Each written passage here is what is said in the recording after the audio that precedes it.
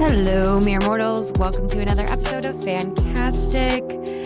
It is spooky season still. We are about a week away when you're listening to this episode from Halloween, my favorite time of the year. Though in my house, it's Halloween year-round. This month, to continue with our dark and deadly haunts, we chose some books that are not like your typical spooky book, right? Like you would think like haunted books, whatever. We did Belladonna at the beginning of this month.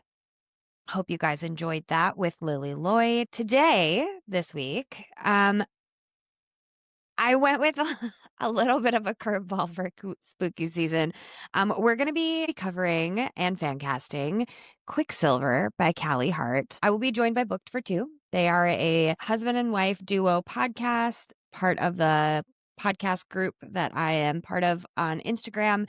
And I asked them to come on and do Quicksilver because I think we may share some same sentiments about the book. So I am very excited for this episode. I think it'll be really fun. But I chose Quicksilver because it has vampires and ghosts and zombies and things that you would find in your typical spirit Halloween. So I needed to read the book. Everybody was talking about it. I was like, where the hell can I fit this one in? So you got Kingfisher in October. All right. We can make it work, right? It got a little flavor. Like I said, I'll be joined by Booked for Two. What you can expect from this episode. I'm going to preface this by saying I don't ever like to be completely 100% super negative. I think the world is just such a negative place right now. Anyways, so I think anybody who writes a book and does the damn thing is amazing. And I think that some books are for everybody and some books are not for everybody. And so this book, we're going to very much talk about the mixed feelings of this book between myself, our guests, and the rest of the book communities and kind of what has been talked about with those things. We're also going to talk about Sleep Token, guys. Okay, there's going to be probably about a 15-minute section of Sleep Token because Scott and Genevieve also love Sleep Token and they just got to go see their tour. I do not have tickets. I'm sad. And I know, we talked about Sleep Token in Lily's episode. I'm sorry. This is who I am. All right. Once you are under Vessel's spell, you're under Vessel's spell. Okay. So we're probably going to talk about Sleep Token, and then we're going to get to our fan cast, of course. And you can, I think, see how I feel about the book based on who I've guessed. Sorry about that. That's basically it. So I hope everybody's enjoying their spooky season. Let's get into it by bringing in Scott and Genevieve of the podcast Booked for Two. This is hard to do with a microphone. I'm not going to lie. Hey guys, we're welcoming Scott and Genevieve of Booked for Two podcast today to talk about Quicksilver. Welcome to FanCastic. Thank you for having us. Thank you so much. We're so excited to be here. I have been so excited to talk to you guys since we are both a part of the Book Podcast Connection. Yes. Shout out. Hey, everybody. And everyone has been talking about doing collabs. And so I was like, I'll get on that eventually, probably someday soon. And I think either you guys or I posted like a Sleep Token meme. Yep. I think it was definitely one of us. Yeah. And then we just got back from the concert from a few days ago in Orlando. So I have warned everybody in the intro of this that we will be having a Sleep Token discussion, and that sounds like it's going to start now. Please tell me everything about the concert because I don't have tickets. So I'm pretty sure you've been on TikTok. I'm sure you've seen the end of Provider, the little extra he adds. Mm-hmm. He also did that in Kentucky yesterday. I questioned my sexuality for a hot second. Hell Let's yeah. just say. I'm okay with Jesus. Yeah. Was it? No, it was wonderful. The only complaint I think we had was where we were sitting. We were right under the vent, so like she was freezing the entire time. So cold. But no. I literally had like rub her legs for the full like 4 hours of the concert. Oh my God. Wait, I saw your post too. You had such a cute skirt on. Yeah. Thank you. Yeah, I regretted that immediately. I was like, oh, it'll probably be hot with all of those people in there. Yeah. Unless you're underneath the vent. Exactly. Unless you're seated exactly where you were seated. So, Right. yes. Yeah, the concert looks amazing. I have seen videos of him sobbing. Yes. So what they did was it's called Project Damocles, right? So they sent it to everybody, and they've been doing it, I guess, for the last 2 years at all their concerts. And it's basically a light. It was orange and purple this time, and it was supposed to be a surprise for him. So when he came out to sing Damocles, we all put it up, and then I guess the first time in Duluth, he got choked up and started crying. And then I guess during Infinite Bass, which is the last song after Damocles, he choked up and started crying during ours as well.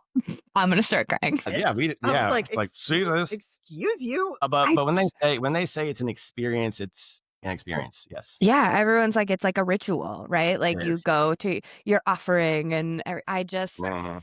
I have asked the powers that be at Sony with RCA if they can get some tickets, if we got to buy, and they told me we'll let you know October 10th, and I was like, sick. Ooh, The yes. show is October 11th. Dude, that'd be so awesome. You can go. It's so worth it. Oh my gosh. Maybe I- I will get lucky. And I honestly, don't know. The first band, Thornhill, was really good too. Yes. We were impressed. Thornhill's opening for them. Yes. Do you know Thornhill? I do know Thornhill. I am Yep. an Okay. emo girl. I did not know them Yep, until we that did day. not, and now we are fans. Now we're like, I was cool. like, okay. They have new They're fans. good. They're Yes. really good. Yeah, Not I just went entirely to certain what their lyrics are, but Yeah. it's never been an accent a little bit issue for us on our yeah. side. Well, I feel like with Vessel singing too, there's some things that I'm like, what are you saying? And I like have to pull up Yep. the lyrics and be like, okay, because I want to know. He works so hard on what he's writing, right? And Yeah. like what the emotion behind it, which is why we all love it and so much, and all of them. And so I will have to pull up lyrics for songs to understand what anyone is saying. And at a concert, I'm just kind of like, I'm here for the vibes. Oh Like yeah, you it's just okay. catch the feels. Oh yeah. Yep, And the all of bass. the feels. Oh, the- Yes. What? Oh my What gosh. song was that? Yeah, there was one song that played, and Was it Damocles? no, it was Maybe no. right. I don't know what it was, but one of them had some bass was- it that was reverberated all Thread the Needle. the Thread the way. Needle. Oh yeah, Thread the Oh Needle. my Oh, Thread the God. Needle, the bass, and she was like, I do not mind this. I think everyone in the stand said, "Oh, okay." They're like, You're like he's hitting that, ooh. they were hitting that note right. Yeah, I love Good it. I stuff. love that. Did they have Jerry come out? The flamingo? They did not, but I No. had Jerry represented on my back. Damn it. So I had yeah. a Jerry. I searched long and hard for a Jerry t-shirt. And then Jerry. I got a Jerry T-shirt at the concert. Yeah. So It's so cute. But there were a lot of people dressed up as Jerry that went to the I concert. love So it was fun. that. That somebody fully comes dressed as a black flamingo. Oh yeah. Oh yeah. Great. we're also Did gonna they have do a like black the and pink flamingo in the yard for Halloween this year. cute? I love it. Well, yeah, that's how we kind of connected and bonded, was Sleep Token. Well, that and talking Kale. Oh yeah. All right. I You got- brought it up, Hey, Scott. love- Scott, you oh, brought this up. no. Hold him back. I man. hate Kale. I'll save I you, know. honey. I'll save you. That's what I'm Okay, saying. wait, I'll save- okay. No, I want to discuss it. Why do you like Kale? So it's not about like so I think I see a little bit of myself in Kale, and it's not the Captain America type. It's no, hear me out. It's the type that had a father that expected so much, Okay. out of you that you're constantly Okay. trying to please them your whole life. And like I just felt that, and like Yeah. kind of he's sort of an outsider too, in a way. Like he's never really found love until Selena. So it's I see a little bit of myself. I'm not saying all of it, but I put myself in his shoes and see the trauma that he has faced growing up as well. And, the way he's deconstructing his entire life, and she has deconstructed religion. I've deconstructed religion. And we know how hard it is. Even now, like I still sometimes even question, like, what happens when we die? Are we going to go, is there a heaven or hell? You still have that lingering. Yeah. And so we haven't gotten to Queen of Shadows yet, obviously, but Same. Too much other things to read. I'm not gonna dismiss what he does in Queen of Shadows. Obviously, I'm gonna be real with it. If he's an asshole, he's an asshole. But I'm still gonna have empathy and be like, okay, why is he doing this? Like, what is his intentions behind this? Like, why does he feel this way? And I think that's what a lot of people don't do when you read these characters is they're not like, okay, well, what is going on behind the scenes with this person? Mm-hmm. Like with Tamlin, he's another one that is kind of misinterpreted a lot. What he did to Feyre, we can all 100% agree, asshole, right? Mm-hmm. But looking at his past, his parents, him and Rhysand were best friends at one point. Like he's had so much trauma and like no one's there for him so that, he's alone and like he saves the girls, brings Rise back to life. And then like Rise at the end is like, I hope you're alone. And it's like, what the fuck, man? Like, yeah. Okay. And what I like, and that's what I love about ACOTAR, as much people hate it, is like everyone is flawed in that series. There's not one good person. Like everyone shows flaws because that's how we are as humans. Yes, 100%. Okay, I can respect this lens because these men were both manipulated by people above them, people who were supposed to teach them right from wrong, and they didn't. So there's confusion, right? Or they thought they knew one thing, but they were lied to for the benefit of someone else. If you guys watched The Bear at all? We have not, but we are planning on starting that, but we know about it. Yes. There is the Seven Fishes episode with Jamie Lee Curtis being the mom. I heard about that. I had to take a full break, and go for a walk with my husband. And he was like, come on, honey, let's go. Because I was like, wow, I've never seen my childhood on screen before and realized that was not normal. That was like a huge thing for me. So I respect the lens of Chaol and where that came from. And I get that. I haven't dove into Queen of Shadows yet and the rest of the series. Yeah. I hear it hurts everybody's feelings. So, it's going to be rough. But again, I'm a very big devil's advocate. Like I will look at Selena's side, I'll look at his side. I'm very impartial when it comes, and I think that's how we need to be as readers, is kind of be impartial, because I think that's what the authors want us to be, is be like, I'm showing you a story. I want you to be in this person's shoes and this person's shoes, and then you can make your determination between that. Try and put yourself in their shoes to see. I mean, an asshole's an asshole regardless, but well, I at least want to know why you're an asshole. Know why. Yeah. And I'm not going to agree with you right away to be like, okay, well, you're excused. Then you're not excused, but I'll get it. And so I think having empathy for anybody right now is very important. So very important. Yes. The big E word. The big E word. Yeah. Having empathy, just have empathy, and just, you don't have to love somebody. You don't have to completely agree with them, but hatred is not what we need right now. And even in the fantasy worlds, for fictional characters, we don't have to hate them. I won't hate Chaol anymore, but I do hate the person who spoiled the entire series for me. The entire series. Someone on TikTok, I posted a TikTok, I think it was the first one where you were like, I love Chaol. And I was like, Scott, what? No. Where I was like, I don't care about Chaol. He can walk off a bridge, whatever. Somebody commented and was like, how dare you? Like, and you don't understand this character. And I was like, I'm sorry, listen to the rest of the episode. It's not fully what I said. Check it out. Listen to the episode. And they were like, why would I? And they just went in the comments of this happens and the 13 and all these different. And I was like, huh?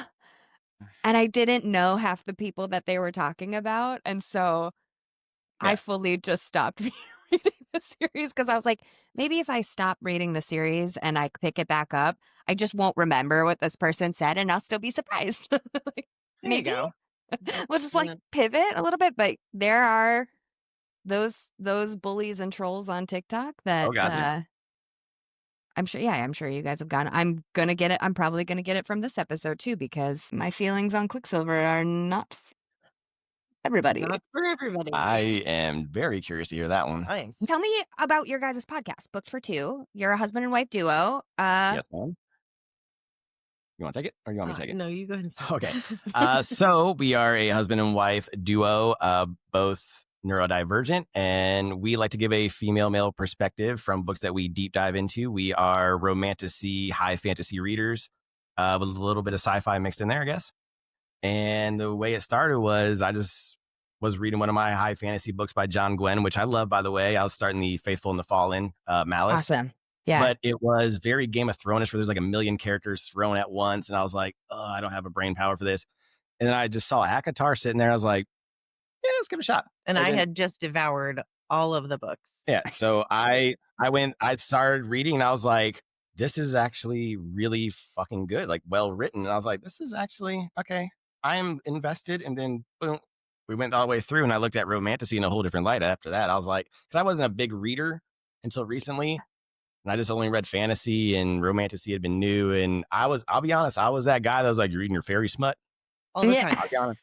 All the time. I'll be honest. Like he literally would say that all the time. And I would go, and there's really not a lot in ACOTAR. And I would go, well, not really.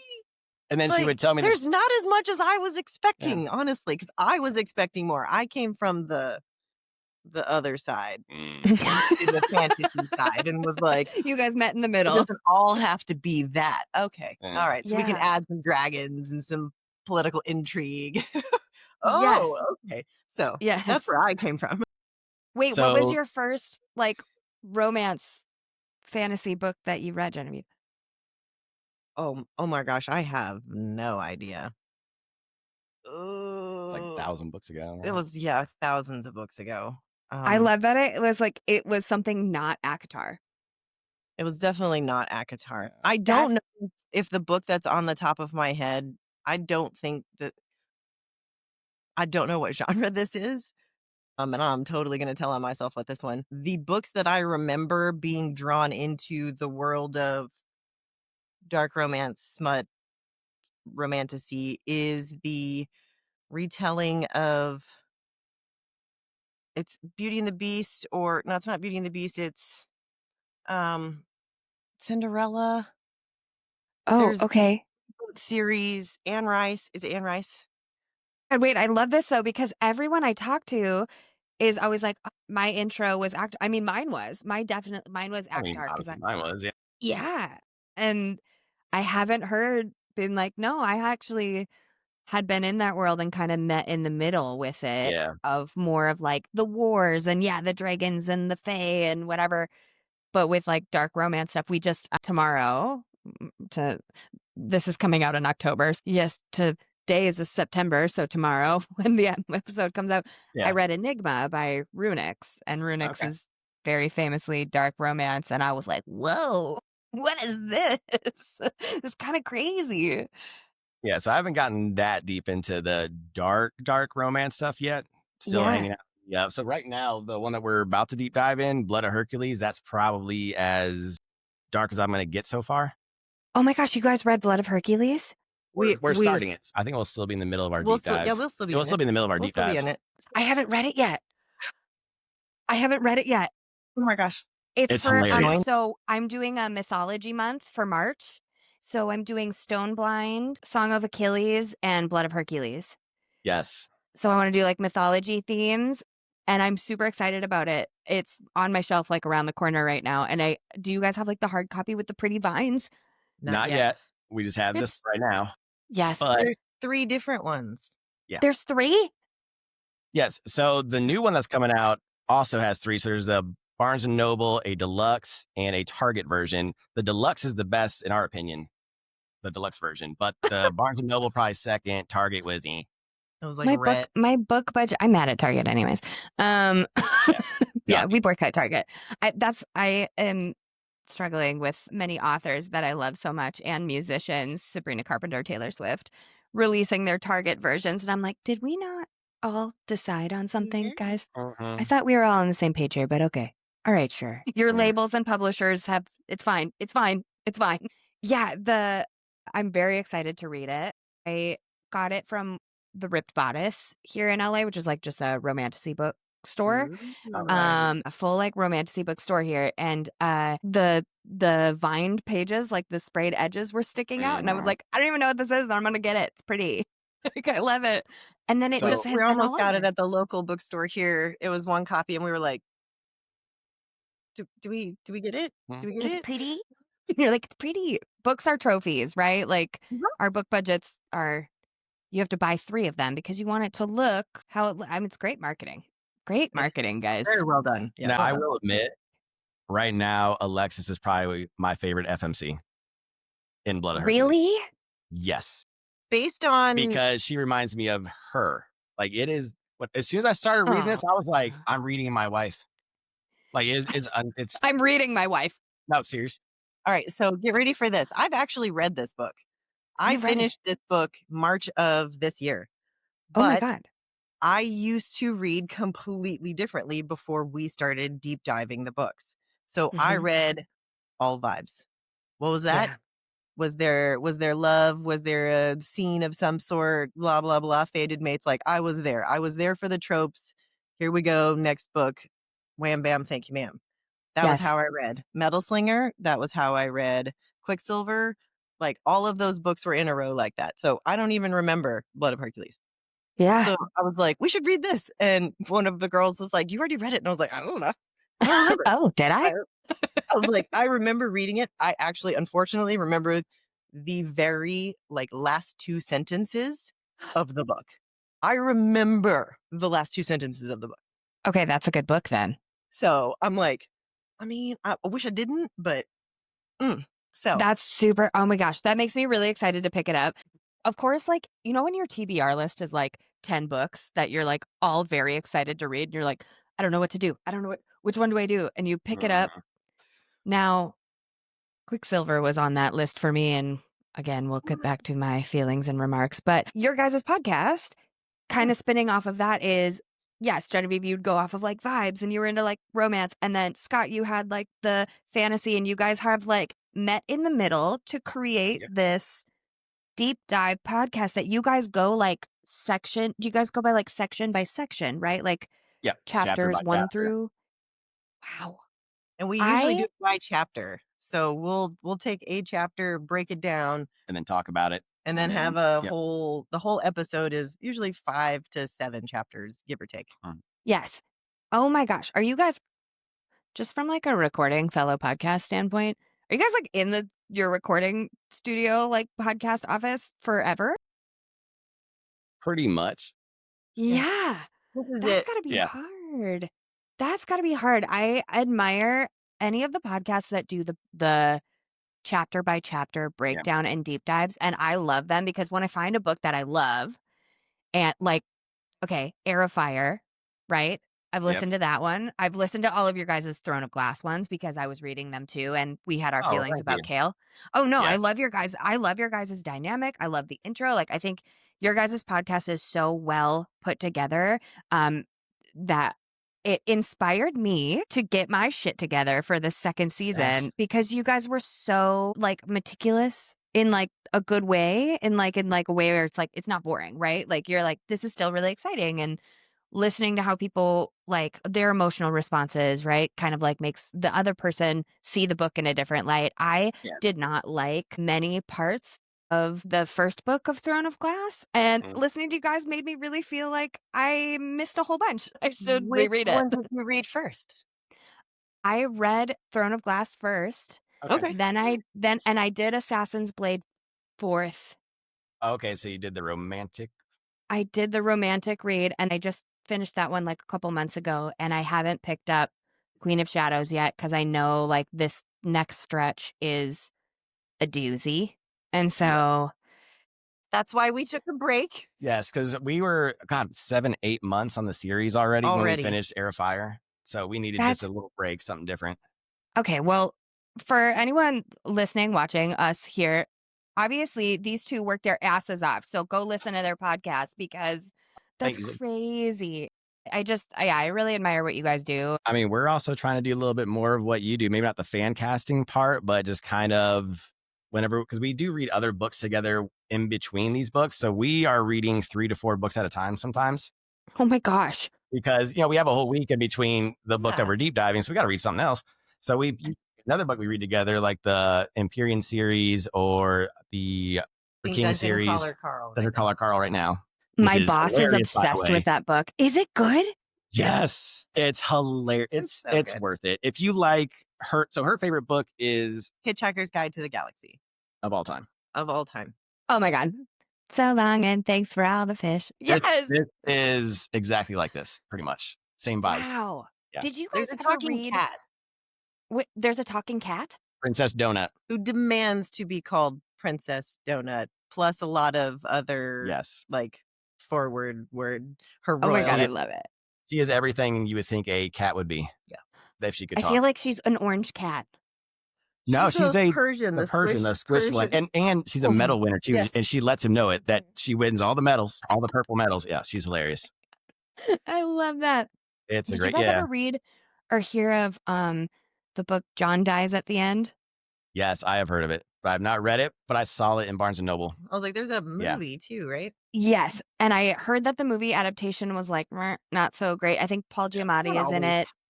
And it wasn't yeah, I know. I was like loved the book and I heard that the adaptation was not great, so I stayed far away from it. I have heard that it's similar to that too, like just like a different world, very sci-fi, very fun, like very just different. And if it's a good palate cleanser from like the fantasy fae worlds, if you need to just fully step out of there, that it's like a really fun one. It is. Okay. Okay. Fabulous. Yeah, my And boss I is obsessed with heard- it. if you do audiobooks, I hear the audiobook is outrageous. top tier. Okay, so maybe that's the one I'll do, because I struggle with sci-fi. I can do. Yeah. I struggle with fantasy sometimes with audiobook because of so much of the world building. I can't track it very well in the beginning. So this, I would say, leans more sci-fi. Because, and again, not spoilers, it happens like first chapter. What happens is the world suddenly ends and he's trapped in a universal video game. Like he's a player in a game. And that's why kind of like Alice in Borderland. Yeah, he's in a dungeon. What they're called dungeon crawlers. And he has to go to different levels and they get upgrades and all this stuff. So that's why it's called a lit RPG. So he's playing a video game in real life. I love this. Oh, it is fun too. Like they have meth selling llamas that sell meth, and their spit is acidic. I believe. Yes, with acidic spit. Oh, it's amazing. Oh my gosh, that's so funny. It's hilarious. Okay, well, now I have to pick it up, and definitely. Maybe my boss will give me a raise for reading it. I guarantee, knowing your sense of humor is probably right up your alley. Yeah, it's probably right up my alley because I have November and December as like a break for a little bit to like read something I just want to read, not for the podcast. And so maybe I'll pick those up because there's like 7 books in the series, 7 or 8 books. Yeah. And they're thick. Like I have seen them in the bookstores and I was like, that's a big book. Oh boy. Kindle is so deceiving. Yes. I have no idea how many pages I've read. I bless Kindle and ebooks and I miss reading them. I've gotten I wanted like the cute bookshelf aesthetic, right? I've always just used a Kindle. And I was like, I want to build a bookshelf and have it be cute. I want one too. Everyone has one on TikTok and I want one too. So I started buying the books and now I'm sitting here being like, how much is left? Instead of staying up till 2 a.m. and just swipe. And you're like, oh, it's over. Like, I read all of the Crescent City, ACOTAR, all of those were on Kindle and they went so fast. Yeah. Well, she did the whole Plated Prisoner series in a week. And then when she finally saw how thick the books were, she was like, holy shit. I was like, how did I do that? Yeah. But then even I did like the first 3 books. I think I finished in 6 days, which is quick for me. That's crazy. This Quicksilver was not quick for me. Not quick at all. Okay, let's dive into that. I reached out to you guys to do this with me because Scott, you let everyone know that you did not finish the book, I believe. You DNF'd the book, and so did I. I've never done that before. I've never, ever DNF'd a book. This was your first DNF? This was my first one, you guys. This is like very hard. This is what I know. So I think that Quicksilver is my second. There was an indie book that I don't want to say. It was an indie book. I understand. Sometimes that happens. And we love our indie authors for doing the thing. You did the damn thing, right? Like you did it. I love that. Doesn't have to be for everybody. The story's there. She just needs a better editor, maybe. or an editor. Yep. Is this Or the one book at all. that I love? Yeah. Is it? You were vibe reading? I was vibe reading. And I guess I should read it again, which I am doing with all of my early vibe reads. Mhm. I'm like, I gotta read this again. I feel like I ruined book for her. Because you did. It's okay. This deep diving has literally ruined books for me. I read them on a completely different level now. I'm like, what is this? Like, Yeah.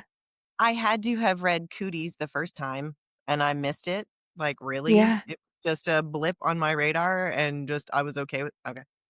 Yeah. Yeah. And This that's so Quicksilver.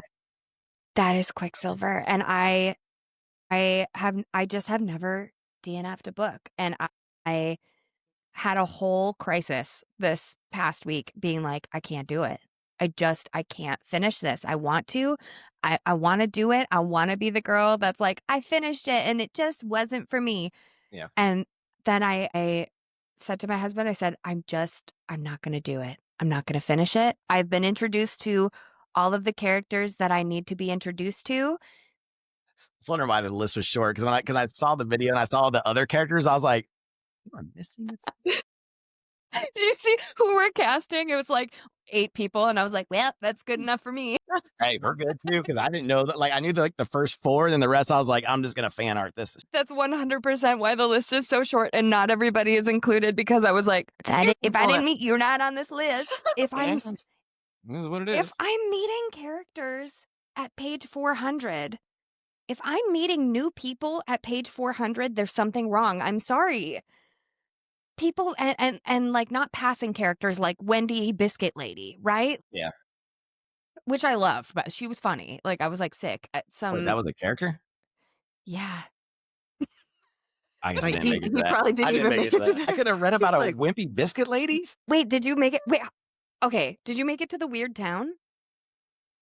Oh God, no. I think I Okay. made it to where she found the fox, and that was about it. So listen, he's sitting on the couch, just like Sorry, I was trying so hard. looking around, just like, and I was like, just give it to me. Let me have that book back. Give it. And I Yeah. just took it away and took his bookmark out and was like, do something else with your Yeah. life. You look miserable. She freed you. She freed you from your shackles. I felt an obligation to try to finish it and push through, and I couldn't do it. And I feel like feeling like that is really hard, especially with the book community, because so many people are like, right? So you get #1 bestseller, you get this author's doing these panels, they're on a tour, you're seeing all these things, they have another one coming out. Netflix has purchased the rights to create an adaptation. So Yes. everyone's telling you from the outside, it's good, it's good, it's good, it's so good, you'll love it, it's good. I fully disagree with everybody, and I'm sorry. I gotta know though, what was your point? What was you were like, I can't Okay. do this. So I've made it to chapter 26, and that's where I stopped. And let me read to you the line here. Here it is. All right. This is an adult podcast, so what I'm saying is adult, and this book is adult. Okay. This is where Saris and Lorith are in a bar, like in a tavern that happens to be at the war camp that, because they've been there for so long that they put together some pallets and made a tavern, naturally. Of course. And they're talking about the blood and biting. Mhm. And Saris had a moment with Kingfisher where he pushed her up against a bookshelf that's in his Harry Potter styled magic tent, and she is bleeding. And do you know what I'm about to say? I feel like you know exactly what line. Okay, so she's bleeding, and I'm on page 368. I wonder if we're in the same. Yeah, let me see the other one. Is it the old version? This is the new one. Oh, In the new silvery, this lady, 368. she has just slept with Kingfisher for the first time. They're clinking. Okay, they're at the bar. She clinks a glass with Lorith. Lorith took a deep breath. All right, okay, so no one else has told you anything about any of that, he asked hopefully. Nope. Well, Lorith hadn't flinched during the conflict in the war room when Daya had tried to slit Fisher's throat, nor when Ren dropped the staggering news that they were on the cusp of losing the war, but now he looked mighty uncomfortable. Yes, our canines work just fine, the same as a vampire's would, but blood drinking is very taboo. No, it's worse than taboo. It's scandalous. But the Fae still do it sometimes. A pink tinge was developing on his cheeks. Yes, but you don't need blood to survive. No, we don't. My head right now is going, what the fuck are we talking about? Like, what are we doing, guys? Like, this is so strange. And then I got a 1-2 punch with this next phrase. Then why did they do it? Because he cast another wary look around, shifting awkwardly in his seat. It's a sex thing. I went, excuse me? Out loud. Oh my God. And then the next sentence. Here we go. If a male drinks from someone, it'll make his dick harder than it's ever been in his life. It makes you euphoric, both of you, while you're fucking. Yeah. Oh, he said. Full screamed. Guttural screamed in my house. And my husband comes out and he goes, what? And I went, I got to read you this. And I read him this exact passage. And he goes, did they say dick in fairylands? And I was like, thank you. Okay, yeah. Thank you. Like, what? There's another book I was reading that did the same thing. She just met this man, by the way. We all just met this man, by the way. Who's Loris? I don't know anything about him. All I know is that he's a lounge singer previously in a past life, and that 100% had influenced who I cast in this. It was the mention of Cliff Notes. Yes. I think that's the one I did it. The It was Cliff something Notes, like that. yes. There was Cliff Notes and there was something else too. And I was like, what the? Do you know that this book says fuck 387 times?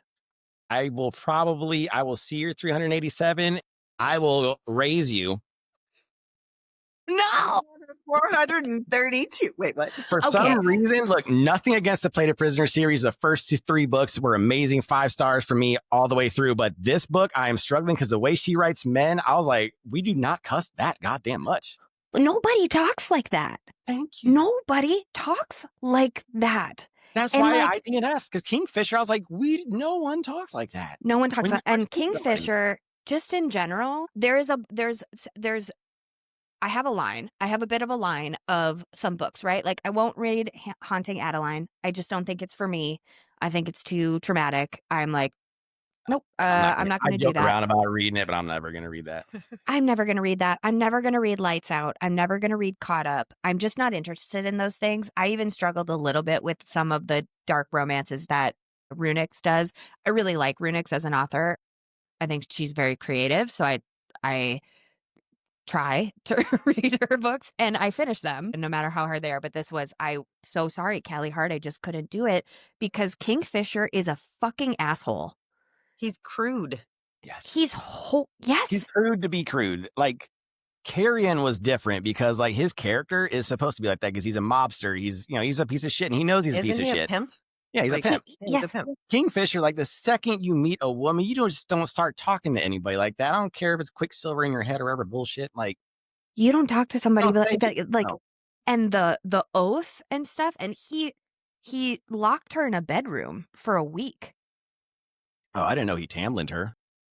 He confines her to her bed and only allows her to go use the bathroom. Like, to the point where her legs move. She has no choice. And she's like falling in love with him for this stuff. And I was like, I can't in good conscience keep reading this. And like, who am I rooting for in this book? Right? Like, I feel like I was rooting for Carrie. No, I remember now. You didn't read it. You listened to it. I did. I listened that's right. to this. She did the audiobook and it was male and female and you couldn't stand the female voice. She was whining the whole time. The whole time. You mean the classic? I hate her because the classic narrator voice of, and when he, as an audiobook narrator, I am allowed to say this because I don't do that fucking voice. If you hire me, you want to hear my voice as a human being. I will not put on a voice for you. And if you want me to be a dude, I will make a slight tonal inflection and that is it. I will not try to be like, hello. You know what I mean? Hello. That's what we do. But that's because we're trying to be ridiculous. But here's That's the thing fun. here's the thing that drives me nuts about it too is like these romantasy books are made for women, right? And you're still doing the Disney princess voice, which was created by men because they like the They fetishize it. Yeah, exactly. Yep, And you're 100%. still doing it with the books that are not meant to be done. Like they're 19, speak like a 19-year-old. She's not 12. Yes. Why this one was more, why she's is- just whiny little. Yes. Oh, Everything is in this cadence and everything's like, and it's like, just read the fucking book. Like, I'm pretty sure they talk normal. yes, They're just gonna talk normal. it's just it's wild to me. Like I have heard from a lot of people that the audiobook was easier to listen to because of him. Yeah. Yeah. Okay. And like, Oh, and no, it was who like, did- okay, We can look it up real quick. I Was don't that Timmy remember. I will be our own guy that It's the same. things. Kingfisher is the same guy that I think did Reese and Zayden maybe too. I feel like they all kind of have done the same. Anthony Palmini. Okay, yeah. Okay. Yeah. Yeah, he's So Is that he's good. He's really good. who did her voice? Oh yeah, who did let's see. her? Just Yeah, let's find out who did her. curiously, since I And I don't know that I disliked Saris from the beginning, same, but she I sucked. think it is because of how she read her lines. Stella Bloom. Okay. Not a Because clue. of how she read it. I don't know that I would have read it in my head the exact same way. So it was all whiny and like, I can't save myself or I can't help myself. I don't know. It was Yes, I it remember was like being annoyed. I the first 10 chapters, I felt like I was like, okay, I don't really like this character, but I felt like the story was okay. Yes. The setup was good, right? Okay, I loved the whole wheel, the world of the wheel with like the spokes being different. It was very Hunger Aladdin-ish. Games, 12 districts, each person has their own thing. I loved the queen. Obviously, there's something going on there why she's afraid of Fae, and there's like a past. And then the further you get into the book, you're going, oh, okay, so you took that from ACOTAR. You took that from Divergent. Oh, this one's from here. That exact scene is from this book. And you start finding where they came from and the ideas came from. And I understand that we all recycle, right? Okay, Yeah. right. Reuse, recycle. We know what we're into with the genre. But when it lost me. It lost me I wasn't even lost at the feeders coming through the window at dinner. That part was cool. Scott, did you make it that far? No, remember I made it to the fox. The fox. She met a fox and I was like, he's like, I'm done. The fox she is met a the end. fox. He He's said like, I really like foxes, but that's about it. I think what happened was they were in like the forge or whatever. She meets the fox, then he said something crude for no reason. I was just like, okay, now I'm done. Like Yeah. Yeah, well, and then that's where his crudeness really starts to show, right? Because she's getting to know him. Can we how do I phrase this? I've never read a book that has focused so heavily on the scent of arousal. Oh man, I thought SJM was bad with sense. Right? SJM's talking about some sense, especially in Air of Fire. But Yes. like it was almost every single episode they were talking about somebody scenting something on something. It's something. The Fae just must like smelling things, man. They just have this senses. Yeah, and he says, oh God, I don't even know. This is just a not safe for work episode. He says something about her juices, and I was like, no! I was screaming. And I am an adult. I am a 34-year-old woman, right? I'm an adult. I am married. I have a very hot husband. I know all the things. However, I was like, I shouldn't be here reading this. Well, that's how I am. Like, can I close the door? Time out. So 20 years as an aircraft mechanic in the military. I've heard some shit, right? Yes. I've been around a lot of shit, seen some shit, heard some shit. And when he started talking, I was like, not even we would talk like that on the flight line. Get out of here. Yes. It's just like, it's like, oh my gosh. And there was no one was holding him accountable either. Like people hear him saying that and they're like, that's just Kingfisher. He's a rabid animal. The Quicksilver. Yeah, it's the Quicksilver. It's just the Quicksilver. He can't help himself. Quicksilver. It's taking over. Let's make an excuse for his misogyny. Exactly. And then everyone's like, thank you so much for being a warrior and saving us from these things. And it's like, man, it's like all these people view him as a hero and he's just a loser who lives in his mom's basement and drinks Mountain Dew. Like that's It like does feel very patriarchal, doesn't it? yes. Yeah. Yeah. It was just something just wasn't adding up. And there was so much that of things that he said to her that were just like very fuck you, you're stupid, but he needed her, right? For So no it's like reason. And it was like trying to push her away very meanly. Obviously, I DNF, so he never gets checked ever for his crudeness by her. as far as far as I know, but I assume are mates, right? Yep. Faded. La la la. Faded. Oh my God. I heard that. So I asked my friend Emily, I was like, I didn't finish it. And she was like, do you want me to give you like a little cliff notes for the end? And I was like, Perfect. yeah, give me the cliff notes. And Carrion is a fae and was the whole time and knew it. And so that's so fun. Okay. Like, he's the real Yeah, he was the OG only the whole time. he's the only Yeah. reason to read the book, honestly, Yeah. is him. Especially that Truly. you guys, I don't even know, did you get to the plant part? I didn't even get to the I part where didn't he get to got the plant part. he showed up. So the best part of the entire book is they're fighting for some reason. I don't remember. They're fighting probably the whatevers. And he's in a cave taking a nap. And he comes out after the fighting is all over and everybody's all bloody. And he's just like, and he's just got his little potted plant with him that he brought with him. And he's just like, what are you guys doing? And they're like, where the hell have you been? And he was like, I was in there. And that's it. She's just got this plant. And like there's pictures all over like fan art. And that's what you'll see is carrying a potted plant. That's what Nice. happened. He took a nap. That's while what I everybody keep was saying. taking I'm a nap. like, why does he have a plant? So That's I why. Okay. I This is the love best the part. quiche That's awesome. scene where they're sharing a quiche and he was like, this is a pie. And she's like, it's not a pie. And he's like, yeah, it's pie, but it's like a meat egg pie. And she's like, that's a quiche. I was like, what?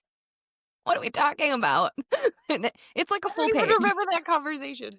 It's like it's a full page of them talking about what quiche is and how they don't know what it is and how delicious. And then Kingfisher's like, don't ever fucking share food with him again.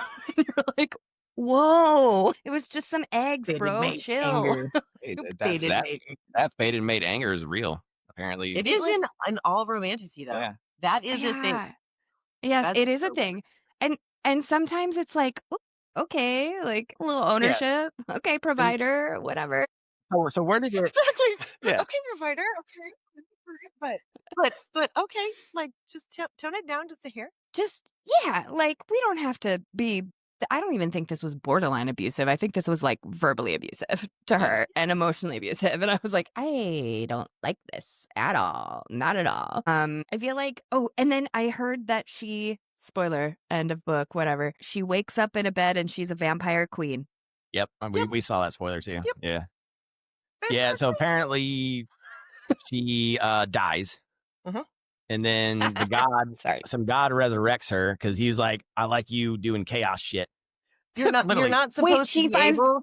You're not supposed to be able to do the things that you can do with the Quicksilver. So Yeah, we're watching you. So I'm gonna we're gonna bring you back to resurrect life. you because like we've never seen this before, so we kind of just want to watch it they just happen. want to see what They happens. just want to see it happen. That's see what it. happens. Yeah. Like, we're gonna put this chaos gremlin out there and be like, let's see what happens. I mean, that part to me is kind of funny though. I'm like, what? Well, that's kind of funny. Okay, like, so let's see what the chaos gremlin these are does. the gods that were like they've been missing, right? Because they just Yep. like up and yeeted themselves out. Like they were like, bye. We don't want to be here anymore. And now they came back because they're like, what's she doing? Mm-hmm. Well, that's why I'm so upset with this book because it's like there's so much promise and good ideas in here, and I'm like, Yes. but I feel like there was so much promise. That's perfectly the right phrase. It was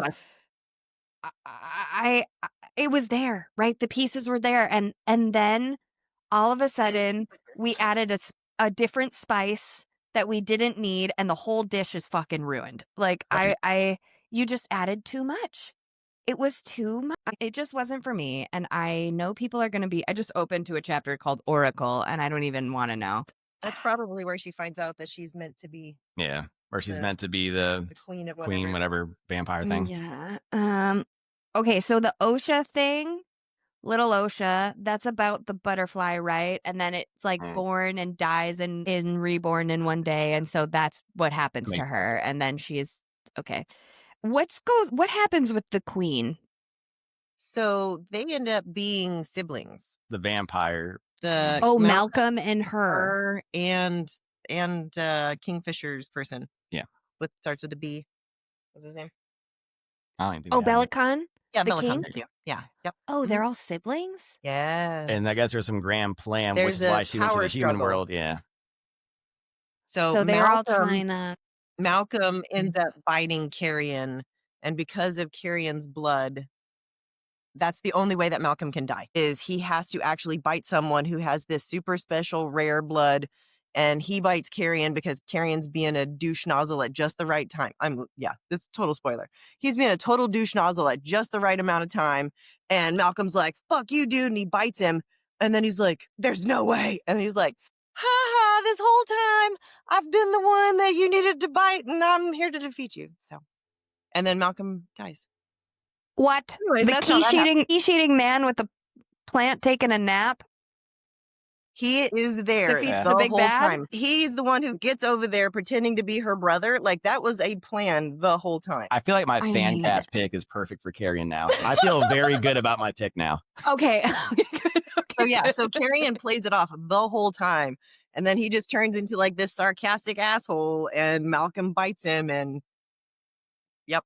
Do we ever see Hayden again? I put him on our list because I was like, he's obviously a very main character.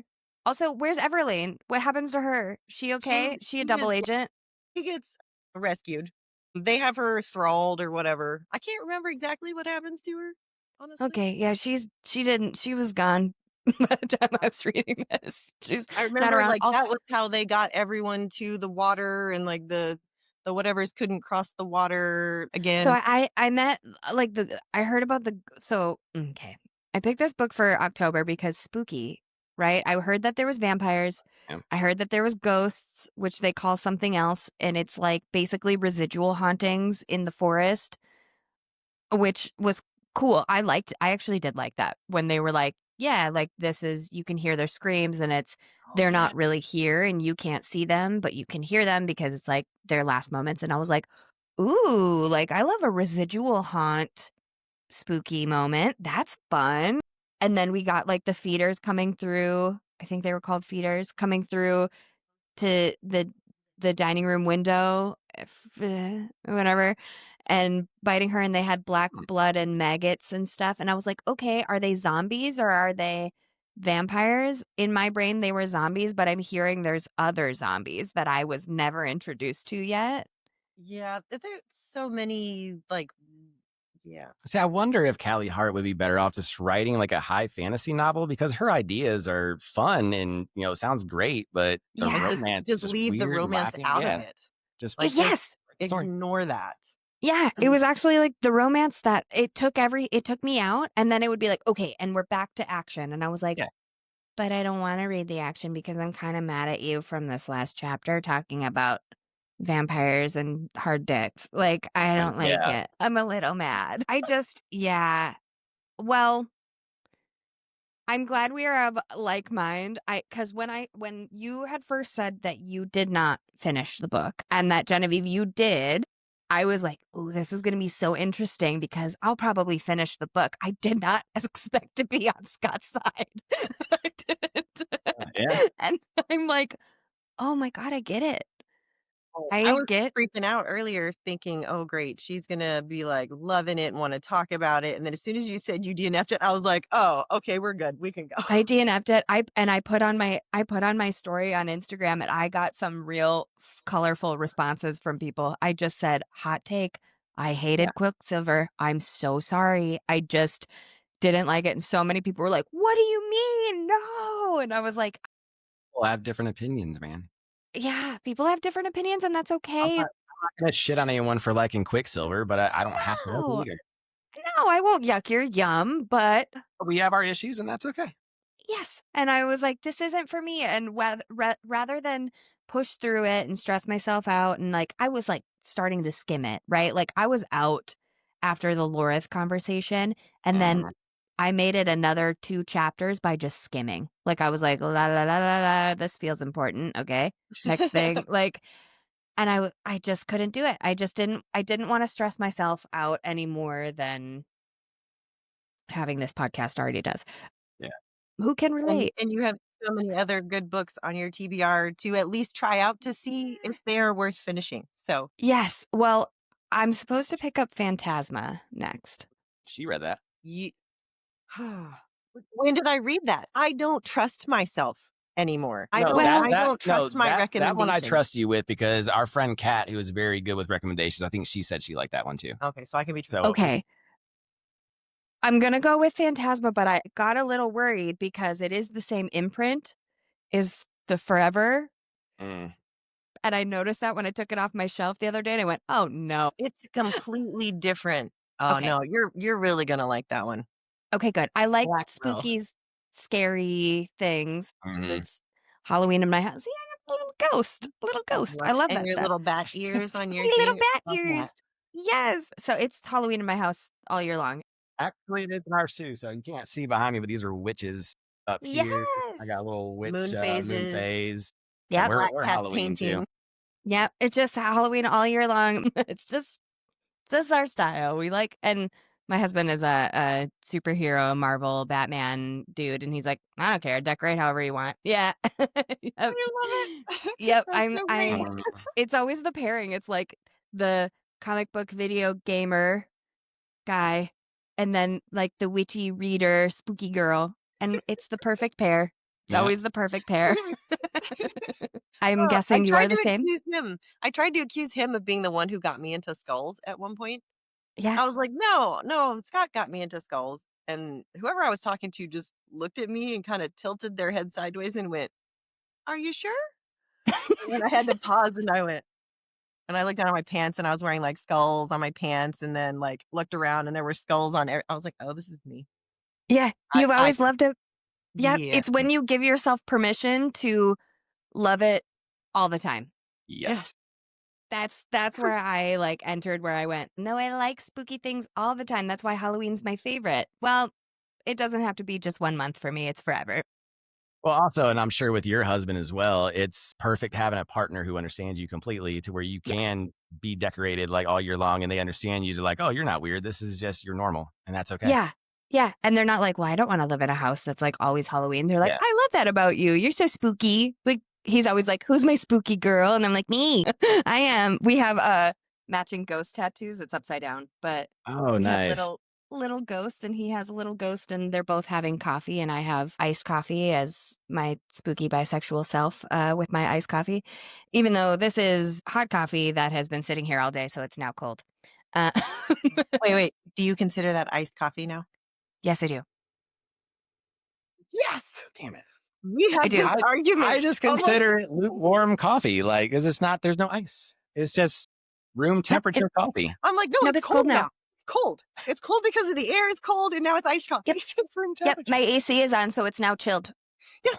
It's chilled. Okay, It's chilled coffee. chilled works. I can go with chilled. Oh, okay. So I can't Well, say ice, but there's chill. no ice in there. Like, for me, it has to be like physical ice, I think. Okay. Mhm, So the mhm, actual Yeah. word ice. Okay. That's the Yeah. autism. Chilled. because Okay.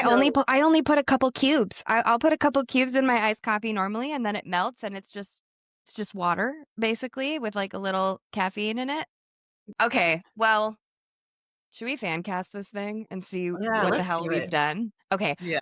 So I make all of these in Canva just by hand. And I wish I had like a template to do things. I just have I don't sleep. So I work I do this.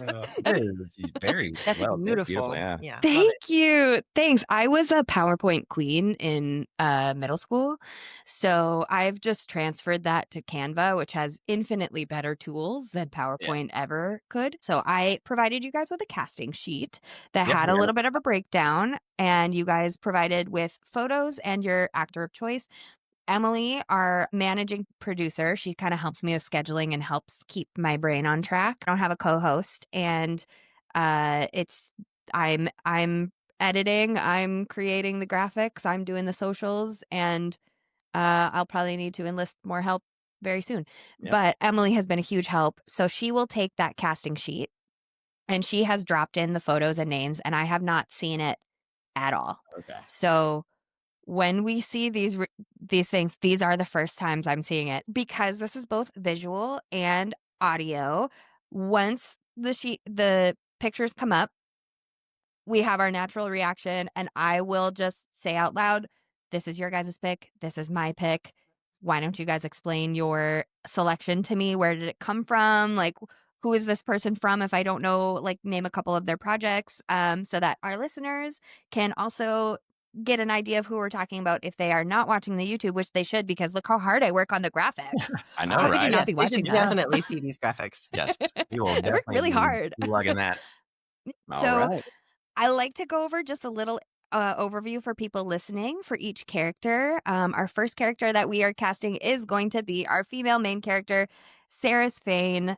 She's a choice. Saris is described as a resourceful and determined young woman driven by the need to protect her families and survive in a harsh world of Zilvarin, a kingdom that treats water like currency. Ooh, so much promise, right? Right? Right in that I little know. so much Gosh. promise. Huh. Ooh, her personality is also a choice.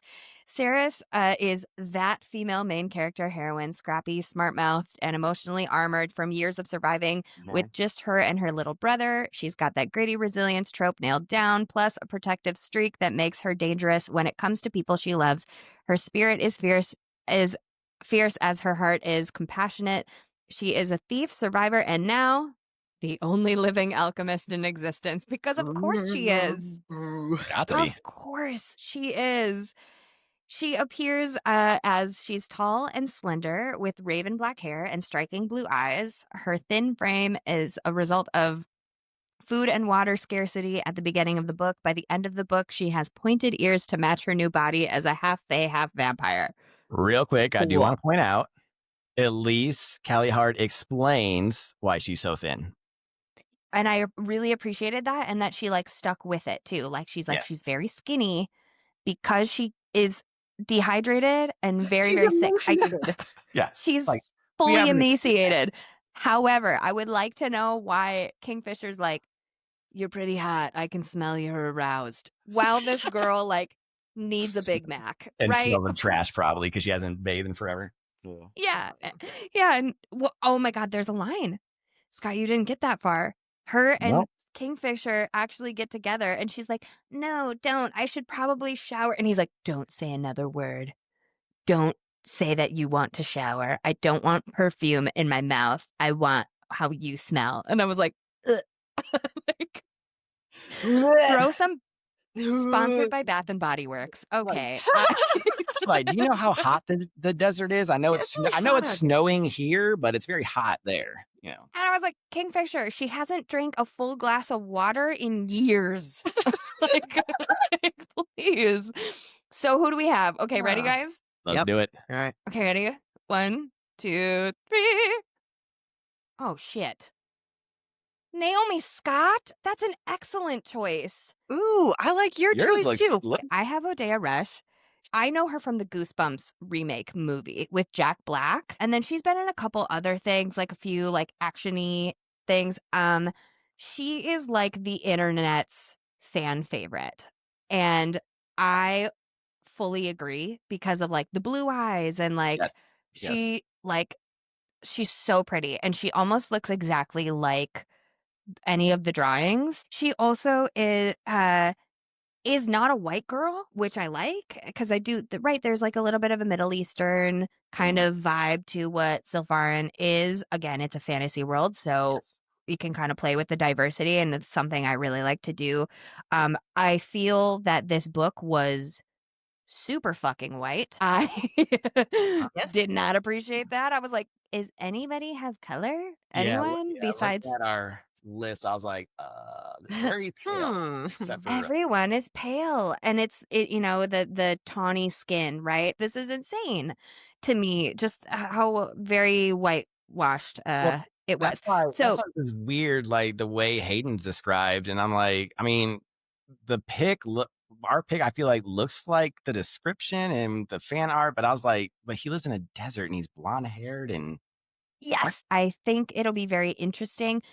Um, what Netflix will do with this. I also think it's very telling that the people who bought the rights is Netflix. And Netflix is usually the bottom of my list of things I will watch adaptations on Ooh, because okay. they don't do the best job in the whole wide world. And I hope that they change it. I do feel like sometimes Netflix will change it. Like with the Chilling Adventures of Sabrina, they really diversified, I think, from the Yes. comics they and did. things, which was awesome. And if they go that It was route, a dark show too. I loved it. I loved it. that Yeah. was a dark show. It was so great. I was thinking about doing a rewatch of either that or the Vampire Diaries soon because I just miss those shows. I miss the spookies. So yeah, I picked Odea Rush. She's the fan favorite on the internet, but you guys have Naomi Scott, and The only thing this she's also missing feels is the blue correct. eyes. Which are But contacts. Take care of Yeah. that. contacts. You can Yeah. throw those contacts up there. Now, why did you guys pick Naomi Scott? So the reason why I picked Naomi Scott is because she's already played Jasmine. So she's played the whole desert scene. She was also a Power Ranger, so she knows action. So I just felt, and she's still like early 30s. I think Sarah's is supposed to be like mid 20s ish. So she still pulls like the younger mid 20s look.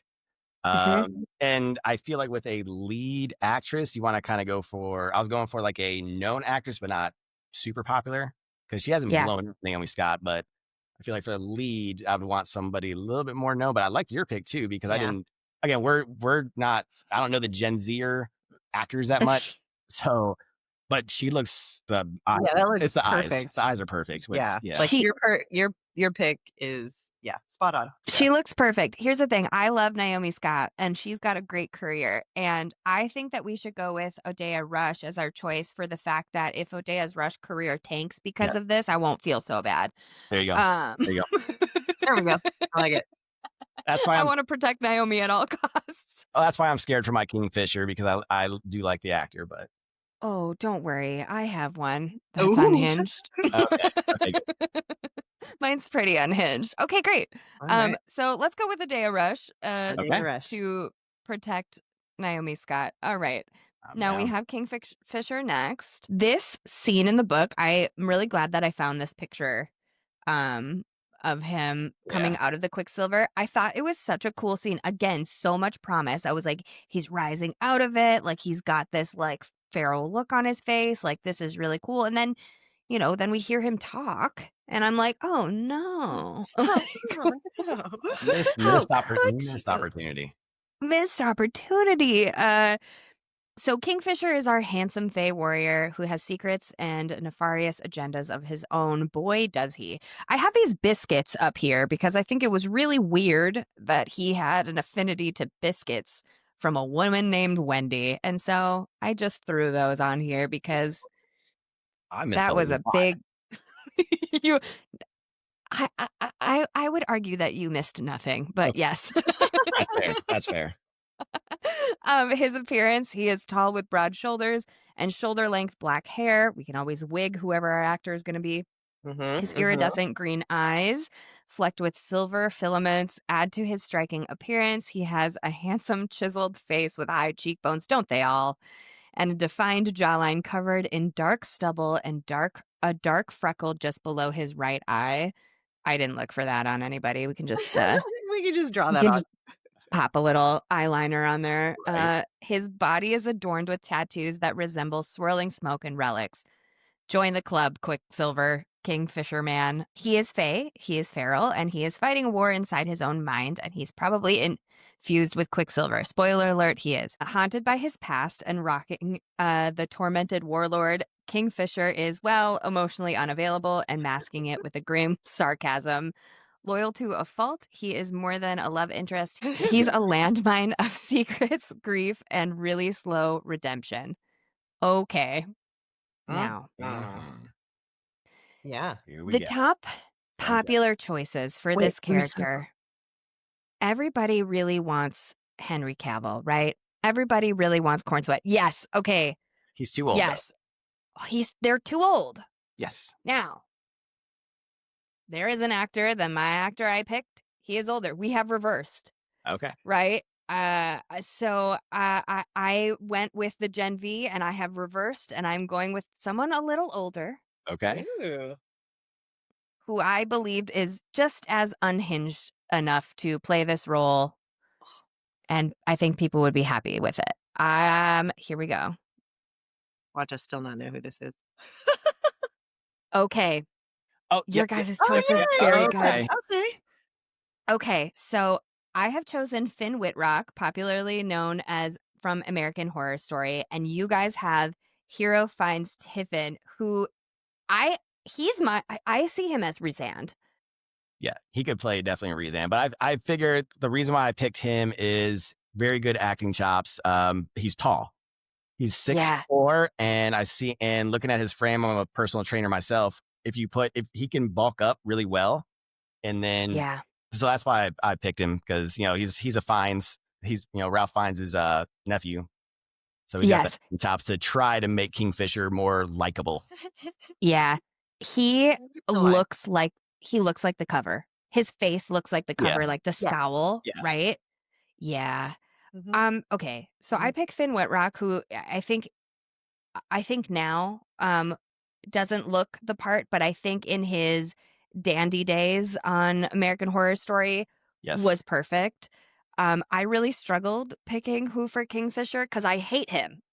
So you're like, I don't want to pick anybody. Yeah. I was like, well, I don't want to put I thought of gosh, what is that actor's name? He was just in May, December. He was in Riverdale. And he's got the pretty black hair and kind of like the lovely lips. Jughead? Not Jughead, the other one. But no, well, Cole Sprouse could do it. Yeah. Mm-hmm. He's Yeah. like a little too skinny, though, respectfully. If you're listening to this, Cole Sprouse, I know you hate people on the internet, so don't come for me. But yeah. Okay. So I like your guys' choice better, especially if we're going with Odeya Rush. I think Finn Wittrock and Odeya Rush is too yucky of a gap. Yeah. And she mentions like how young he looks at certain points. You guys nailed it. I think with Hero and then what Odeya's who we picked. Yeah. I think that'd be a real nice couple too. Yeah. That'd be a really cute couple. Very yeah, cute. and I think it would really appease the target audience that Netflix would be going for. I agree. Exactly. Yep. Wow, you guys, this is really easy. We're not even like fighting for anything. We're like, yeah, I agree. Okay. Yeah. Who do we have next? I think we have Carrion next, right? It's hard to disagree if we really don't care. 100%. Yeah. It's like, yeah. I guess I think, yeah. I think when we get to Carrion, we will care. Okay, we have Everlane next. Amazing. Okay, Everlane. Okay. I love our Everlane pick. I love my Everlane. Okay, so maybe here we go. This is gonna be our battle. This will be our battle. Here we go. Everlane Debarra. I had no idea she had a last name until I looked it up. A lovely fae female who adopts Ceres when she is brought to the Winter Palace, daughter of Belicon and half-sister to Fisher.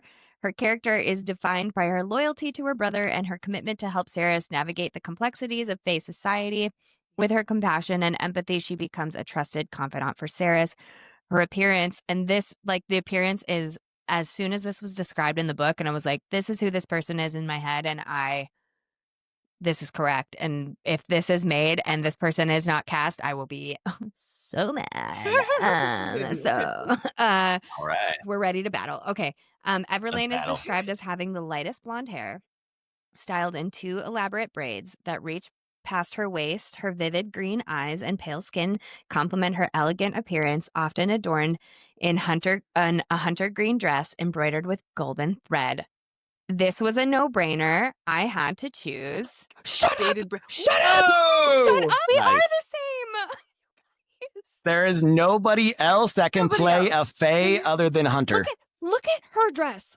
Look at Hunter's dress. Look. Well, the face features everything. And she's wearing the green. The hair, everything. The fact that Hunter Schafer is not in Zelda. Oh. I will never forgive whoever did that. Yeah. I will never forgive them. You guys. Yeah. And we were all ready to fight. Yeah, we're ready to fight. We're all ready to fight. I was like, I will go through hell and high water to keep Hunter Schafer in this. Well, everybody listening, if you're not watching this and seen our fantastic reactions, We've both chosen Hunter Schafer, so that would be our Everlane. Thank you. Next. And honestly, who we picked for Renfris because they get together, I think would be a great match. Oh my god. Okay, because my Renfist was I threw someone in. I have no idea if they're a good actor or not. I just was like, this feels fine. So yes. Renfris is a very, very personal one for me. Okay, great. I love this actor. I want to see him in more stuff. Oh my god, I'm so excited. And I think is he next? Oh no, we have Carrion next. Okay. Oh, this is a fun one. Carrion's next. Whoa. I really like my Carrion. So oh my god, what if we get another one? I'd be so excited. This is so That'd be crazy. Okay. Yeah, I thought this fan art was so funny. He talks about where he's in like the bathtub and he's like, they're scrubbing me with the moss. I let them take their time. I was like, ew, dude, gross. But like, I saw like, go off, King, I guess. So Carrion Swift, I've got his quiche up in the top there. So important. Carrion Swift is a character known for his flirtations and relaxed demeanor, often serving as comic relief. He is tall with broad shoulders and bright auburn hair that shimmers with copper and gold highlights. His striking blue eyes stand out against his vibrant hair despite the rough surroundings of a tavern frequented by thieves. He maintains an air of elegance, always dressed impeccably, which now makes sense. Like, if he's been this fae the whole time and he was like a plant, that makes sense. And I truly didn't think twice about it. I just was like, oh, he's more put together. Cool. Good for him. He's just put together. His personality, he is full of death, regret, and very clear unresolved feelings. Carrion shares a romantic past with Ceres. He is forward, funny, and forceful in all the best ways, but he is just a toxic reminder of Ceres's past, or do we like him? Who knows? But at least he is better than Kale Westfall. I feel like somebody threw that in there just for me. That's crazy. I don't know who would do that. Emily. No, I'm just kidding. Love it. No, I will rescind. I almost said resand. I will rescind that comment. Considering that I am neutral on Kale now. There's no hatred there. But I do really like, I did like Carrion. I think everybody can kind of agree that he is the we all redeeming. Like he's the he's the real star of the party. So here we go. Okay, we're just gonna get into it because I have a bit of an explanation. Okay, ready, guys? No, you really like your Carrion, right? Okay. Yeah, okay. Yes. 1, 2, 3. Oh my god, you guys. Yours? Okay. All right. Okay. I could totally see him coming out of a cave God, your guys' from a is nap. so good though. Okay. I look. I feel like he's got the. Okay. We've got Carrion to me is Billy from Stranger Things. Yes. The entire character wise. I don't know why I didn't think this. So you guys have chosen Dicker Montgomery. I have Robert Irwin. I'm not mad at your pick. No. Because we love Robert Irwin. Everyone loves Robert Irwin. Yeah, who doesn't? Now, you guys go. I need to know this because I also felt the same vibes. And I also was thinking of Leo Woodall, which I feel like Leo Woodall, who's from he's from White Lotus. He was in the second season of White Lotus. Have you guys watched that? And yes. That really fucking sad Netflix show. Definitely. One Day. That one. Yeah, I can see. So I kind of saw him, but I don't feel like he has like the warrior vibe enough to him. He's a little bit more of like baby face. Go. Okay. Please explain why you guys picked Dacker Montgomery. So reason being is because I feel like he is a very, very underrated 100%. actor. What he did in Stranger Things as Billy was top tier acting. Absolutely. In my opinion. He pulls out the flirtatious vibe very well when he was flirting with the mom. He can be dangerous. He can, all that stuff. And you can see him as Faye with the Faye ears. I can see it on him right now. So vampire vibe. Yeah, he's got it all to me. Got the little notch in his eyebrow that makes him look a little bit dangerous, like he might have been a warrior or something like that. He's a very underrated actor. He's got the jawline. Yes. Yeah. Look at his eyes too. His eyes are so piercing. He's sexy. He's sexy. He's a sexy dude. He's a sexy dude. So is Robert. Yes. Okay. So so is Robert. Yeah. I picked Robert Irwin because at first I was like, Carrion's kind of like sassy, right? So my first journey, this is who I had Yeah. first, was the unfortunate Matt Rife, who is a comic. Oh. Yes. That is, Yeah, we know yes, Matt that's who I Rife. had first. And Mm. Yeah. we hate him now. So Yeah.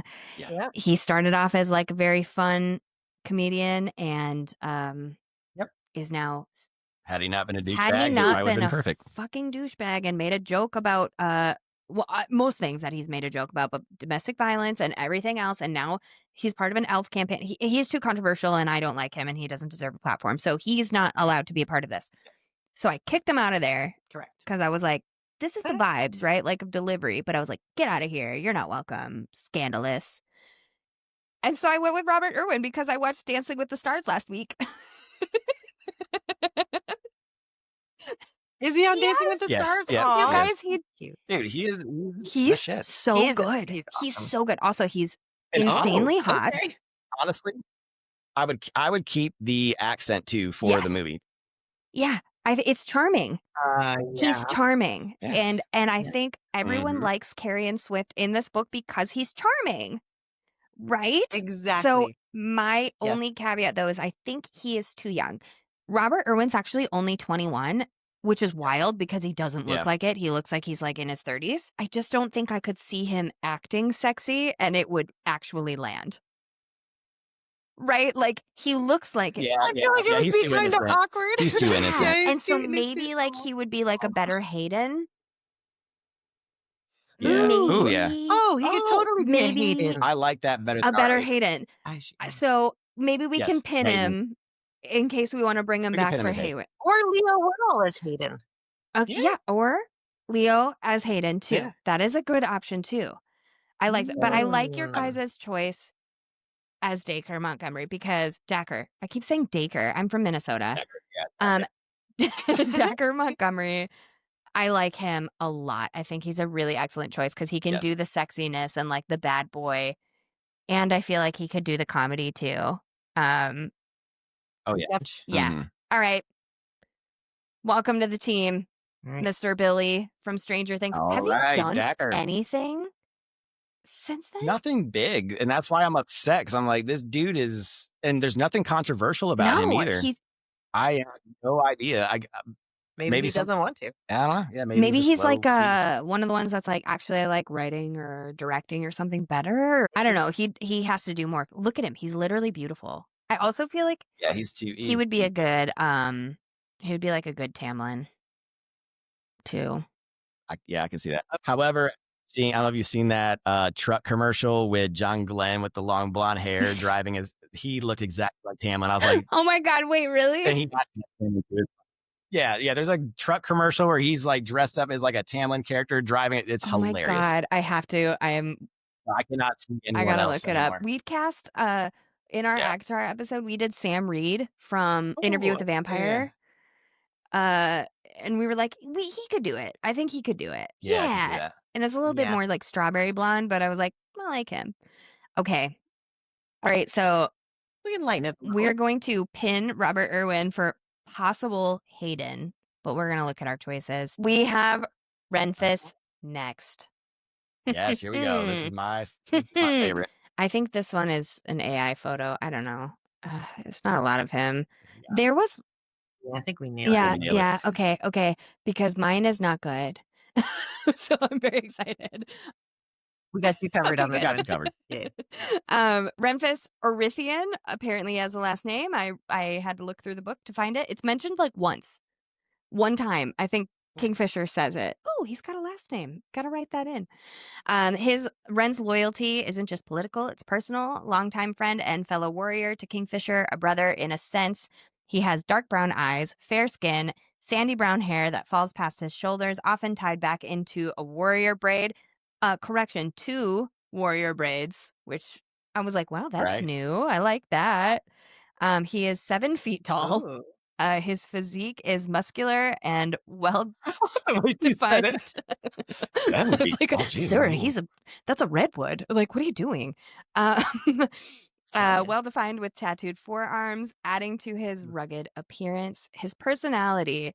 Ren is that ride or die fae warrior you can you can't help but trust until you start wondering why he's so loyal to Kingfisher in the first place.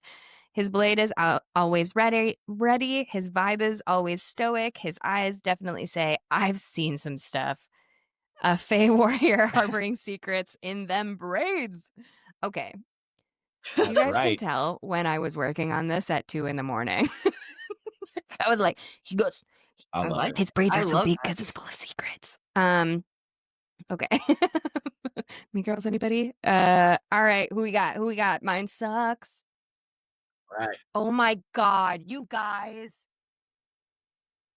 That's Bjorn, baby. That's I That's my just hit Bjorn. my do you get No, nobody messes with my he's Bjorn. perfect. Okay, you guys have the perfect Renfis, Alexander Ludwig, amazing. I chose Cody Kersley from Riverdale. He played Moose. He's like significantly older and like played a high schooler up until a couple years ago. And I feel like he would be like a really good Cassian choice. I feel like he could be in like he could kind of plug and play into any warrior role. And I think he's in Ooh, is he in okay. Rings of Power? Yeah, I think so, Yep. right? Yeah, I He think is. he's in Rings of Power. Yes. And so I was like, you'll do. I don't know. I feel not attached to Yeah. this character. Yeah. He's got warrior Okay, chops at so least. Like he's I done it. mean, clearly we're gonna go with Alexander because hello, please explain.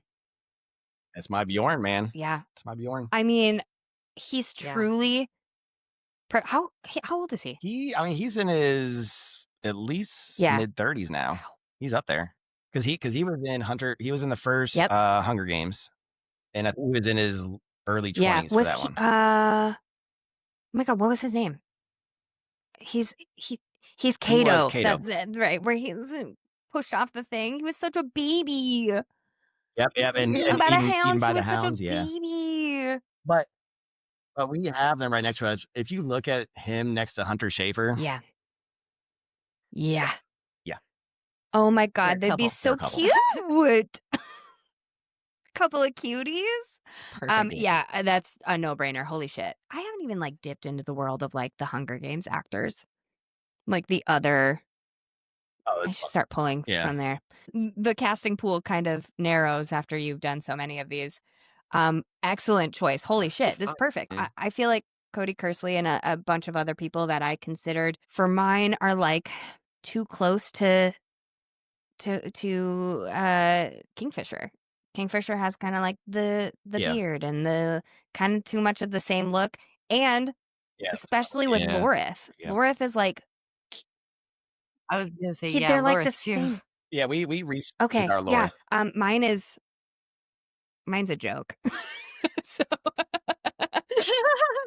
We really don't know ours. I just found someone that looked like this because I never met Lorith myself in the book. So I was just like, well, this sounds like and looks like the fan art. I feel like Cody could also plug into yeah, that. yes, yeah, absolutely. Oh, that's a good choice. Maybe too. Well, I'm gonna maybe mine will be chosen because it's fun. I only met Lorith for one drink at the bar, and that was enough. I never saw that date again. No, thanks. Okay, who do we have next? Okay, great segue. We have Lorith next. Oh, look at that. There's his beer that he had. Amazing. Lorith, he is part of Kingfisher's inner circle and a trusted fighter in the war against vampires, but what makes him stand out is his ability to ground the story with humor and humanity. Appearance, Lorith is described as having long black war braids and a mischievous smile and blue eyes. Personality, super descriptive. Like, I was like, okay. Like, so he's Reese with braids? Yeah, he's like he's Azriel with braids. He's like if Azriel and Cassian had a baby. Sure. His personality, he seems to be a fae who is cautious. Do you like my keyword of he seems to be this? I don't know. I didn't get to know him. Yeah. People are going to listen to this and be like, well, then you have no right casting him. Well, I think you'll feel differently when we see our choices. He is cautious when speaking about certain conversations, such as the fangs fae have as they used to drink blood with, but don't need blood to survive. That's all I got really from him. He used to be a mediocre singer before joining the war and was saved by Kingfisher, which is why I'm just going to go for it, guys. That's why I cast Adam Lambert. Do it. That's fine. Like, Hey, he could do it. Yeah. Right? Okay. he can. I am not mad. I'm not mad at that He's at all. a I little actually know who that sassy. is. Yeah. He's a little I don't know who sassy. He's I a don't know who singer. That was one of the last seasons I Yeah. watched of American Idol too. I just Okay. saw Jesus Christ Superstar the musical at the Hollywood Bowl, and he played Judas, and he was so good, and I Ooh. forgot like how much he can sprout and is amazing. And I just feel like this is what Lorith looked like Oh, in yeah. my head, and the way he was kind of like, I'll tell you about some shit, but it's kind of weird. It felt just very Adam Lambert to me. And so that was in my Yeah. head. No, I get it. Who do you guys have? I do not know this person. So he's extremely unknown. I felt, since I didn't know anything about this part and I didn't know how big of a part this was, I was like, well, maybe let's go with a lesser known actor, Yes. person of color. He was in a few episodes of Miss Marvel as the Red Dagger. He is also in the new Karate Kids Legends movie. So he's still kind of young. So maybe Okay. like early 20s. I don't know if that's the vibe Lorith gives, but I kind of like your pick better because Adam Lambert would be a lot more fun. I felt like I like Lorith your was pick. a little bit older for some reason because he had like this past, and Yeah. but I don't know. I didn't get any farther. So, Genevieve, we're gonna just kind of resort to you because you finished it.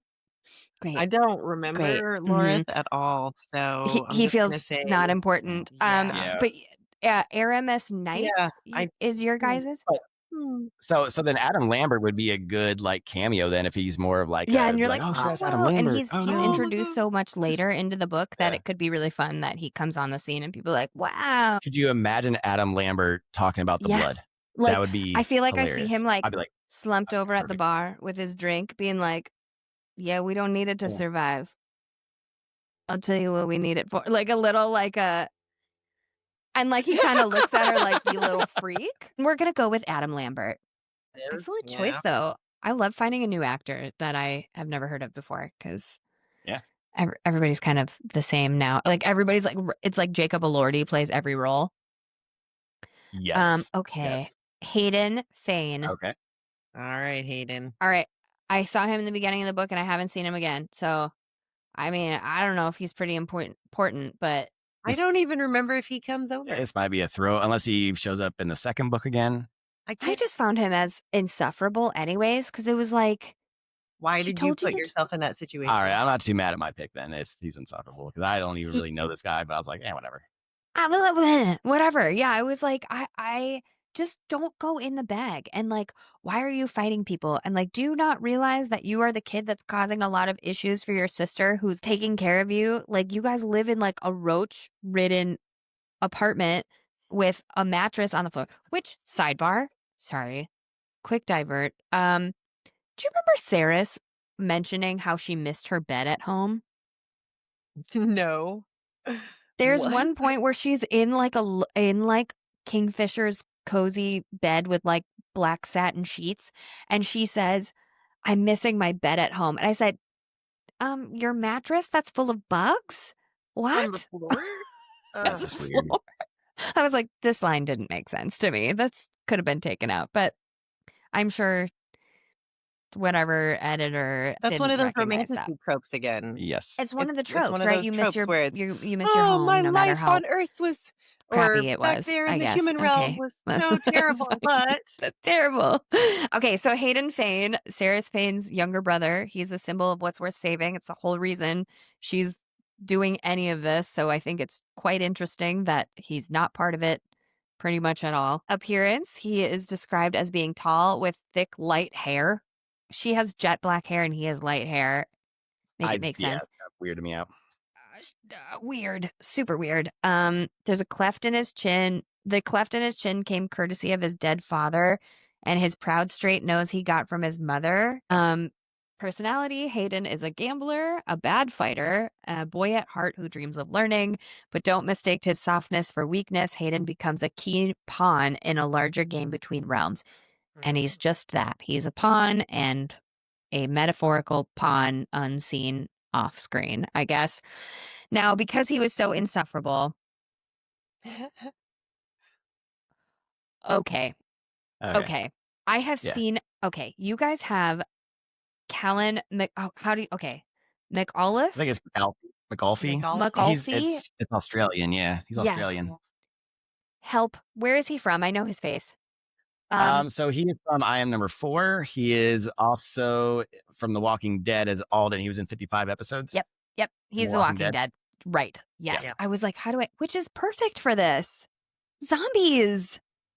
Yeah, There you there you go. go. Perfect. I heard that they show I up was at just some looking for point. like a young blonde-haired guy and found one. So you Amazing. could throw a clef in his chin, maybe. Yeah, throw a cleft at his chin. Cute. He's not too bad looking. Yeah, he's an option. I chose Yeah. Gavin Casalegno, who is from the very popular The Summer I Turned Pretty as Jeremiah Fisher or Jer Bear or Jellyfish. I have not seen this. This kid is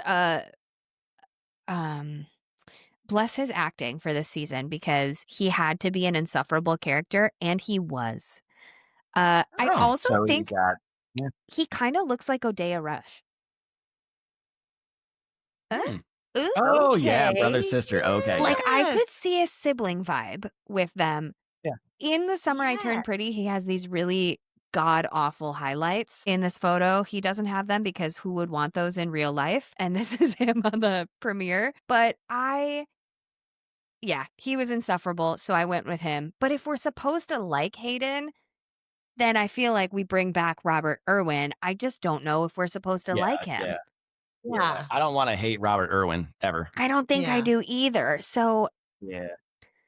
I'm not really sure what to do here because he feels like he's for being. I say let's go Gavin because even if he's not insufferable, at least Gavin is good to look at. And There they you go. look alike. They look like they And they could look be alike. brother and Yeah. sister. Yeah, it would be a smart, methodical casting choice. Yeah. Because with our pick, he looks way too white to be brother or sister to either Naomi or Odeya. Well, I mean, so there's no way. Your photo is sepia toned, so I don't feel so I understand. He does look very white. He's got a He's very boyish looking. He is boyish. He kind of gives me what's his name? PETA. Yes. Peter Millard. Yeah. He's been good. Peter Millard. He gives me like a PETA Millard vibe. And go. like I feel like I would look at him and be like, "Oh, you sweet boy." And Gavin I would look at and be like, "You fucking idiot. Why'd you take that out of your bag? You deserve whatever's coming to you." Which is how I felt in the book. Exactly. He looks at his sister like, "Please help. Please help me. I didn't mean to do that." Well, then you should have stayed put. You should have done what I told you to do the first time. Yes. And for the Summer I Turned Pretty fans who are listening and watching, you're not going to get your mirror glaze raspberry cake Jeremiah. If you guys don't watch that show, I was obsessed with it, and it's now over. But they have a movie coming out, so good for them. All right, I think we have 2 more. So let's wrap these BBs Our up. villains. Okay, we have Queen Madra. Yes. Okay. She's the undying queen.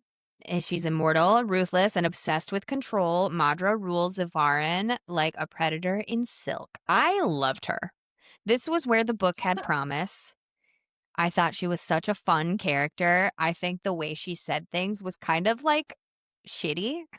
Like she was like a little like bitey and she's obviously like messed up and very afraid of the Fae, which I guess we find out is a ploy? Question mark. If they're No, there's something about them that is dangerous to her, I'm sure. Yeah. Okay. So like her and her siblings have maybe had like a falling out. Yeah, they are vying for power. They're fighting to be like the top dog. Got it. Between the 3 of them. Got it. Okay. Well, her appearance, she is fair and flawless with thick golden hair and captivating blue eyes.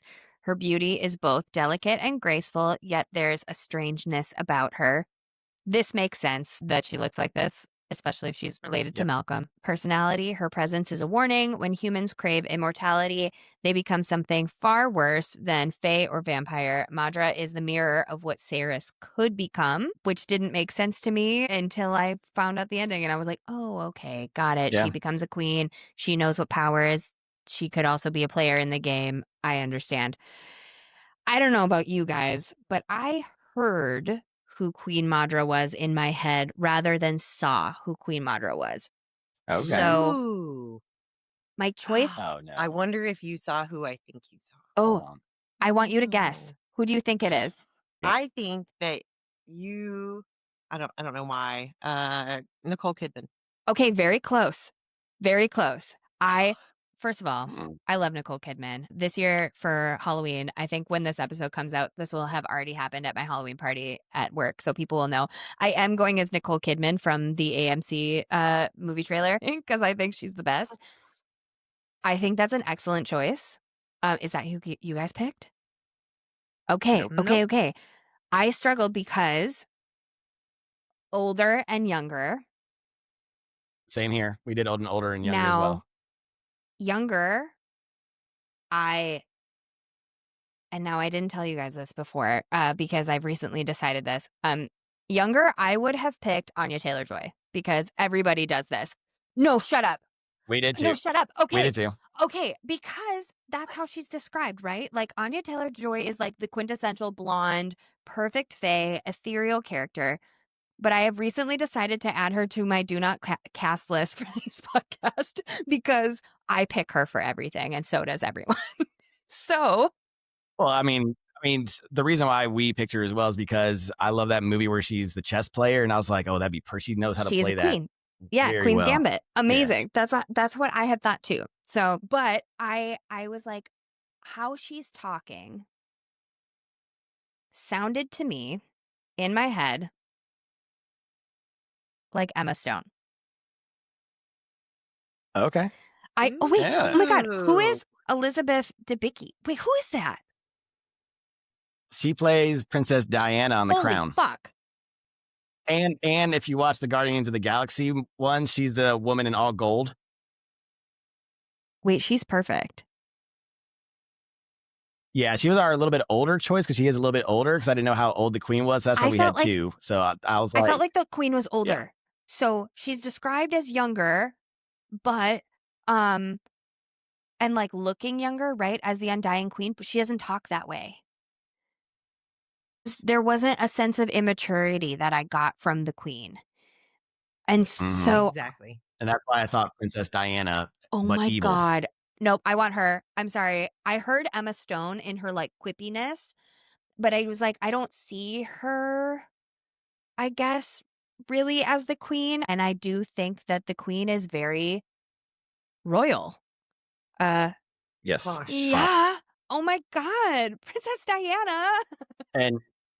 And also a reason why I picked her is I feel the villain can make or break a movie usually. So I would want a top billing for both the villains. So our other person from Malcolm is also kind of like a top billing, but I think they'd be perfect brother and sister now that we found out. Oh my God, brother and sister. amazing. So I chose my Malcolm because I was like, who could play Emma Stone's sibling as well? So I'm glad that we were on the same page of that. So Okay. whoever yes.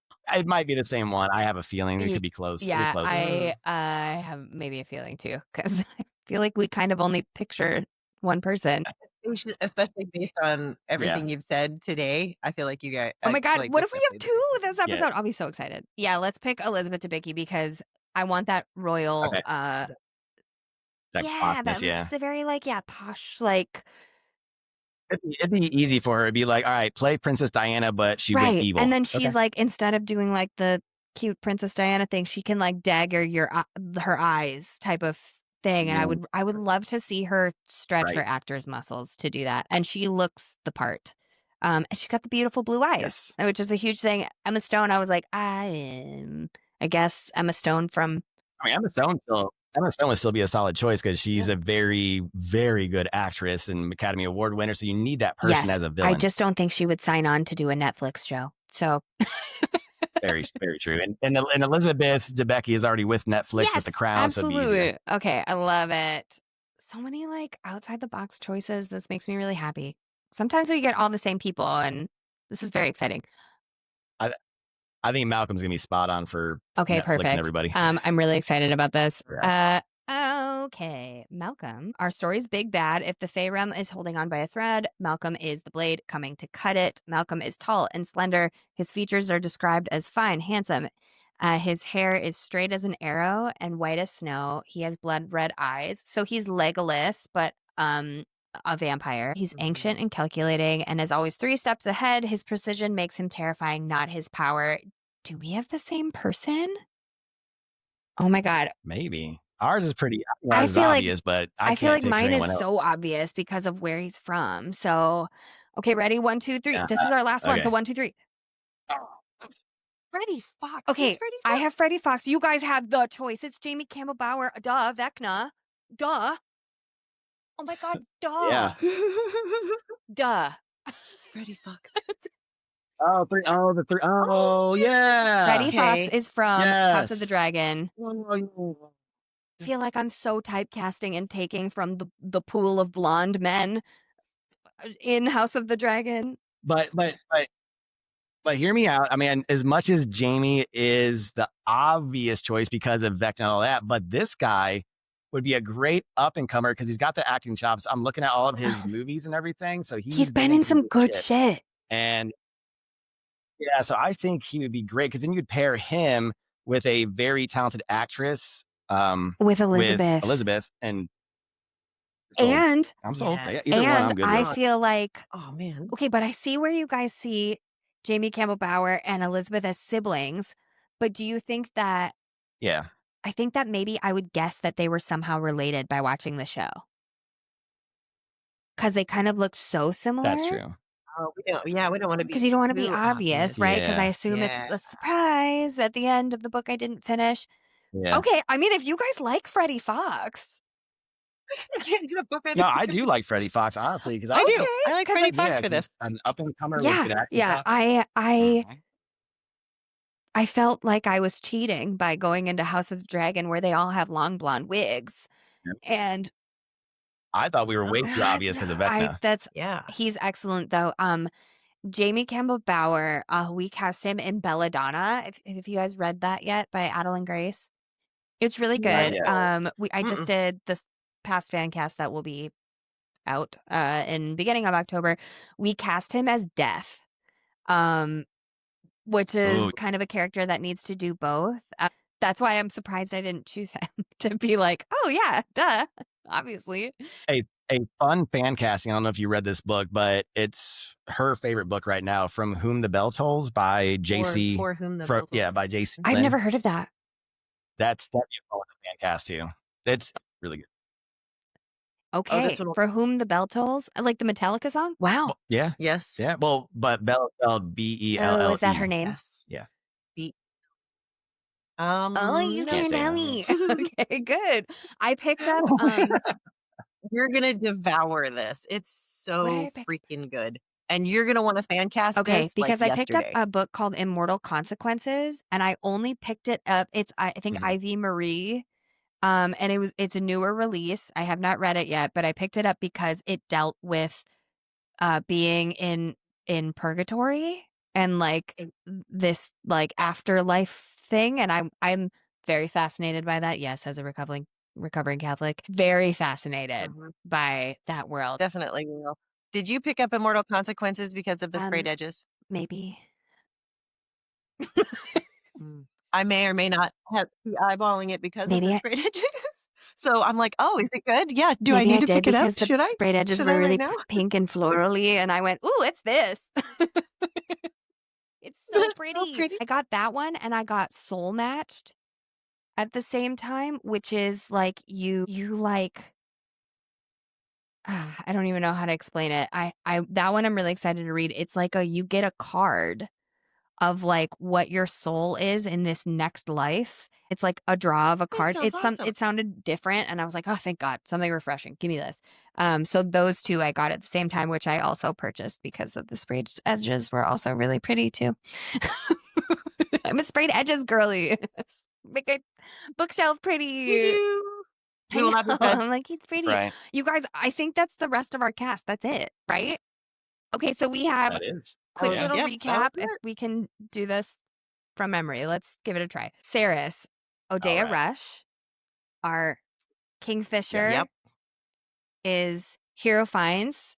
I think what Everlane was Hunter obvious. Schaefer. Hunter. Yes, all day. All day. Our Carrion is Dacker Montgomery.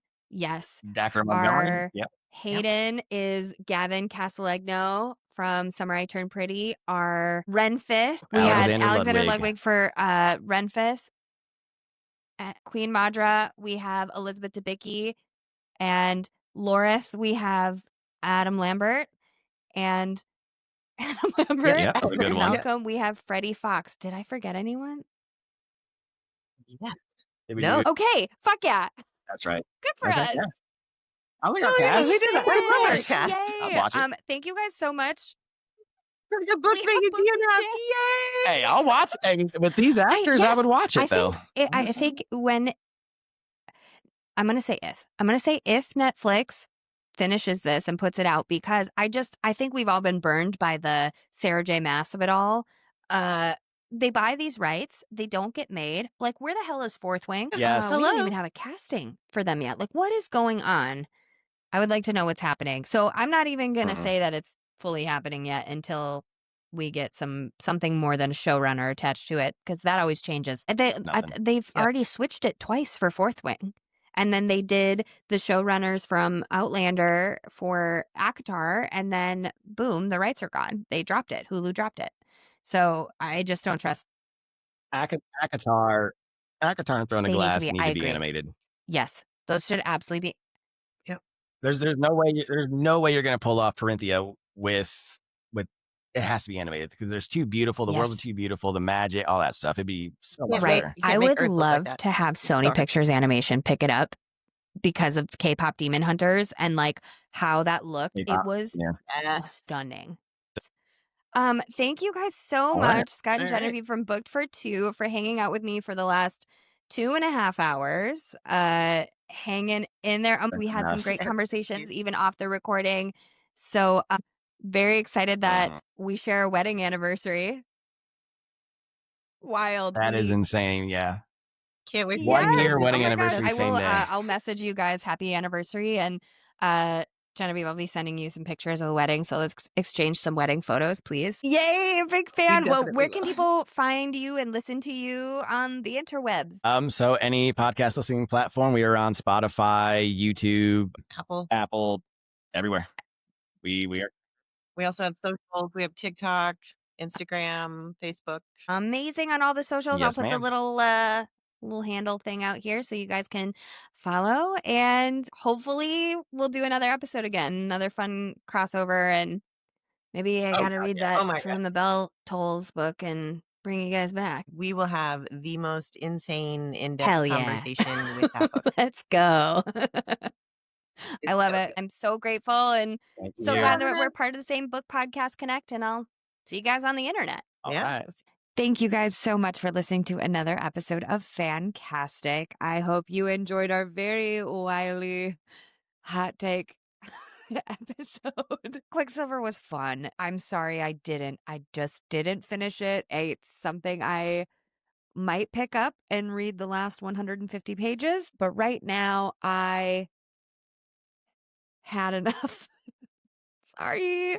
I'm sorry, Callie Hart. I think you are a lovely human, and there was so much about this book I did like, and it just my mind started to wander. So I hope you still really liked our fan cast. I really do hope the adaptation is phenomenal. I would like to try to push myself to finish the book, so maybe I can pick up Brimstone, which is coming up in a couple weeks after this episode comes out. So please don't hate us for not giving it 5 stars. It's a very beautiful book, though. I'm happy it's on my shelf. As always, like and subscribe to FanCastic to get all new episodes delivered to you when they come out every Monday. Like, subscribe, leave a review on Spotify, Apple Podcast, YouTube, wherever you get your podcasts. And make sure you're following us on Instagram. We have some giveaways coming up here for some events that I'm part of and some really cool bookish items. So make sure you're following to be part of any of those giveaways. Until next time, we will see you on Halloween for period. And we'll probably bring this book back up. Ooh, sorry.